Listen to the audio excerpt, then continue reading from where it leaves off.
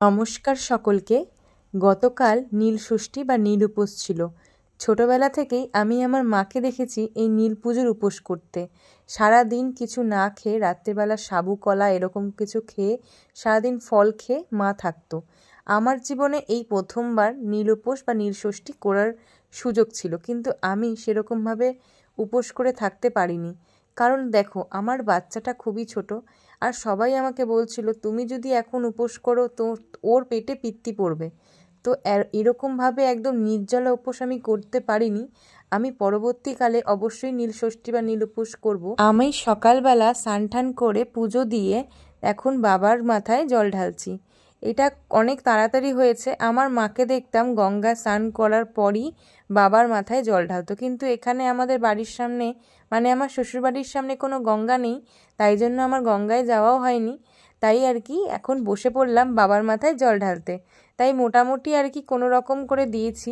আমি তো সেরকম উপোস করিনি, সাময়িক উপোস করেছি। মানে ওই 10টার মধ্যে আমার বাবার মাথায় জল ঢালা হয়ে গেছিলো, পুজো দেওয়া হয়ে গেছিলো। তো আমার শাশুড়ি মা বলেছে তুমি প্রসাদ খাও, তোমাকে পুরো উপোস করতে এখন হবে না, অনেক দিন পড়ে আছে। তাই আমি চিন্তা করলাম হ্যাঁ ঠিক আছে। আর এমনিতেও আমার শরীরটা একটু খারাপ, তাই হোক আমি এই জন্যই উপোসটা করিনি। তারপরে আমি প্রসাদ খেয়েছি এই উপোস করার পর, মানে 10টা অবধি উপোস করেছি আর কি। মানে জল ঢালার পরই আমি প্রসাদটা খেয়ে নিয়েছি। আমার শাশুড়ি মাই মেন পুজোটা দিয়ে দিয়েছিল, তারপর আমাকে একটু বলে দিচ্ছিল যে এটা এরকম করো, ওটা ওরকম করো।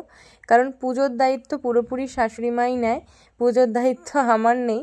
তাই উনি যেরমভাবে বলছিল এরকম করতে, আমি তেমনই করছিলাম। আমার শাশুড়ি মা আমার পাশেই বসেছিলেন।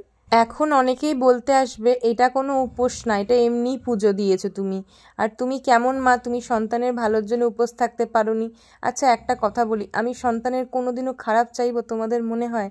আমি বলতে চাই দেখো, আমার শরীরটা একটু খারাপই বলতে গেলে। আমি উপোস করে অনেকক্ষণ থাকতে পারবো না, আর আমার বাচ্চা এখনও ব্রেস্ট মিল্ক খায়। তো এই জন্য একটু ব্যাপার আছে, বাড়ির সবার বিরুদ্ধে গিয়ে তো আমি উপোস করতে পারবো না।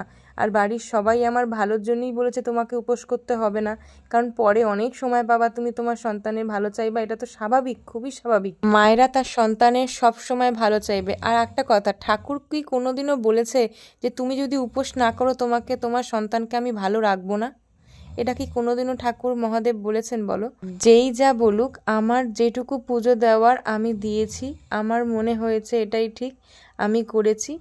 আর বাইরের লোকের কথা আমি কান দেব না, আমার বাড়ির লোক যা বলছে আমি তাই করব। তো এটাই আমার আজকের পুজো। সত্যি আজকে আমারও মনে মনে একটু খারাপ লাগছিল, তারপর নিজেকে অনেক বুঝিয়েছি, এখন আমি ঠিক আছি।